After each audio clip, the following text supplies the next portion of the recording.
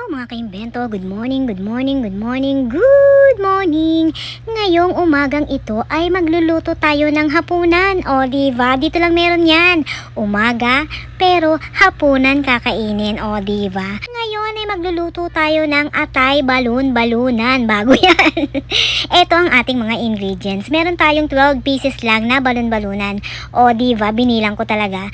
Pakukuluan natin yan mga kaimbento. Then pag kumulo na at lumambot na, itatapon natin ng tubig at uhugasan natin kasi alam niyo naman ang balon-balunan is marumi. Then sa isang pan, naglagay lang ako ng mantika na tama lang na panggisa natin. Naglagay ako ng 1 thumb na ginger, hiniwa ko lang ng ganyan.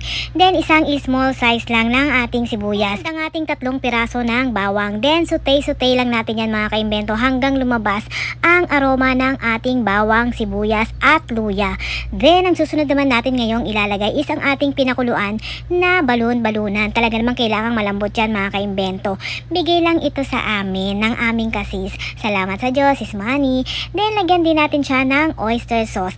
Ang oyster sauce na lagay ko ay 2 tablespoon lang. O diba, nagmamadali ang lola nyo, nabubulol na. Then mix-mix nyo lang yan mga kaimbento. At ang susunod nating ilalagay is ang ating pamintang durog.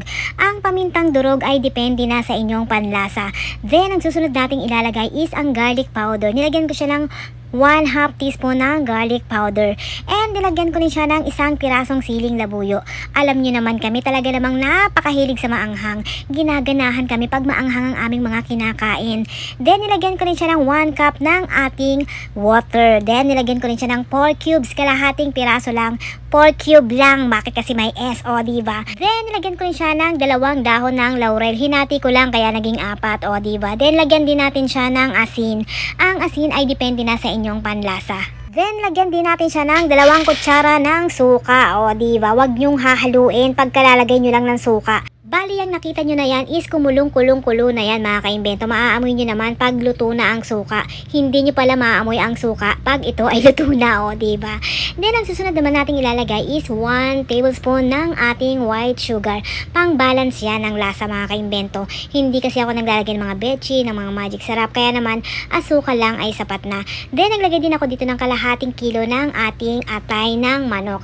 Halu-haluin lang natin ng dahan-dahan kasi naman baka madurog ang atay ng manok. Kaya naman kailangan dahan-dahan lang ang paghahalo natin ito mga kaimbento. Kung pwede nga lang pagluto na tsaka nyo siya haluin para talagang hindi siya madurog. Huwag nyong gayahin ng lola nyo, o diba? Ayan ang luto na, gumamit na ako ng 2 kutsara para mahalo ko siya ng maayos. Para maging even ang lasa mga kaimbento, o diba? Pa-even pa ang lola nyo. Yan ang favorite kong English mga kaimbento. Pinag-aralan pa yan ng 10 taon, o diba? Then ayan na, luto na ang ating atay balon-balunan na adobo. Sa mga hindi pa po nakakapag-follow, please follow, like, and share. And thank you nga pala sa mga nagsisend ng stars. Love you!